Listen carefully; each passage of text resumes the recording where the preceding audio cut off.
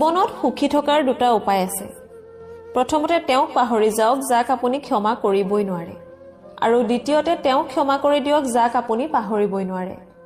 সকলো ধুমুহা কেৱল আপোনাৰ জীৱন ধ্বংস কৰিবলৈকে নাহে, কিছুমান ধুমুহা আপোনাৰ ৰাস্তা পৰিষ্কাৰ কৰিবলৈও আহে। যদি জীৱনত কাৰোবাক ঠগিছে তেনেহলে নাভাবিব যে তেওঁ মূৰ্খ আছিল। মনত ৰাখিব তেওঁ আপোনাক বিশ্বাস কৰিছিল, কিন্তু আপুনি তেওঁৰ বিশ্বাসৰ যোগ্য নাছিল। সকলোৱে কয় বেছি হাঁহিলে বোলে কপালত দুখ আহে, তেনেহলে বেছি কান্দিলে জীৱনত সুখ নাহে কিয়?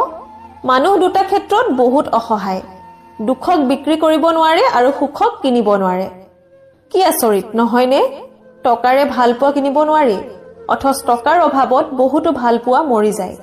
মানুহে তেতিয়াই অহংকাৰ কৰিবলৈ আৰম্ভ কৰে যেতিয়া তেওঁ নিজৰ যোগ্যতাতকৈ বেছি কিবা পাই যায়। আপুনি কিমান কষ্টত আছে সেয়া কোনেও চাবলৈ নাহে, কিন্তু এবাৰ প্ৰাণ খুলি হাঁহি চাওক, আপোনাৰ হাঁহিত হিংসা কৰিবলৈ মানুহৰ অভাৱ নহব।